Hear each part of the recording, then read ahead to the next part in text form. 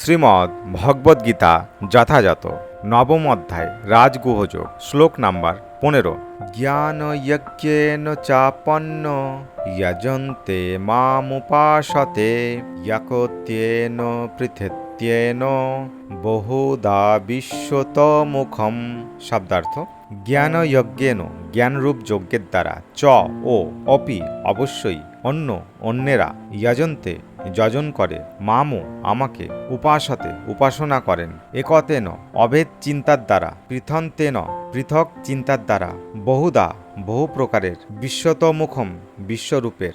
অনুবাদ: অন্য কেউ কেউ জ্ঞান যজ্ঞের দ্বারা অভেদ চিন্তাপূর্বক, কেউ কেউ বহুরূপে প্রকাশিত ভেদ চিন্তাপূর্বক এবং অন্য কেউ আমার বিশ্বরূপের উপাসনা করেন। তাৎপর্য: এই শ্লোকে পূর্ববর্তী শ্লোকসমূহের সারমর্ম ব্যক্ত হয়েছে।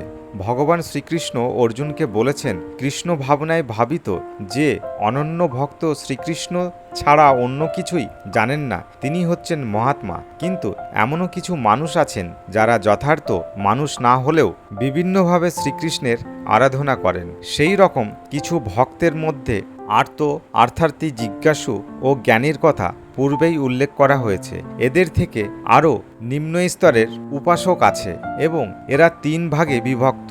অহমগ্রহ উপাসক, যে নিজেকে ভগবানের অভেদ মনে করে নিজের উপাসনা করে। 2 নম্বর প্রতীক উপাসক, যে কল্পনাপ্রসূত কোনো এক রূপে ভগবানের উপাসনা করে। এবং 3 নম্বর বিশ্বরূপ উপাসক, যে পরম পুরুষোত্তম ভগবানের বিশ্বরূপকে স্বীকার করে তার উপাসনা করে।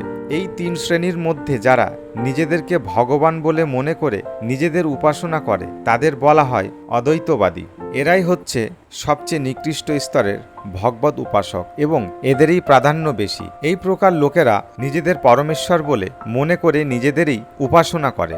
এটি এক রকমের ঈশ্বর উপাসনা, কারণ এর মাধ্যমে তারা জানতে পারে যে তাদের জড়দেহটি তাদের স্বরূপ নয়, তাদের স্বরূপ হচ্ছে চিন্ময় আত্মা। এদের মধ্যে অন্ততপক্ষে এই বিবেকের উন্মেষ হয়। সাধারণত নির্বিশেষবাদীরা এভাবেই ভগবানের উপাসনা করে থাকে। দ্বিতীয় শ্রেণীভুক্ত মানুষেরা হচ্ছে দেব উপাসক। তারা তাদের কল্পনাপ্রসূত যে কোনো একটি রূপকে ভগবানের রূপ বলে মনে করে।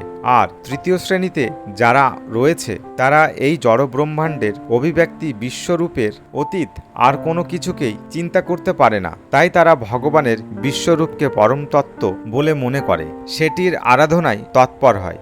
এই বিশ্ব ব্রহ্মাণ্ডটি ভগবানেরই একটি রূপ।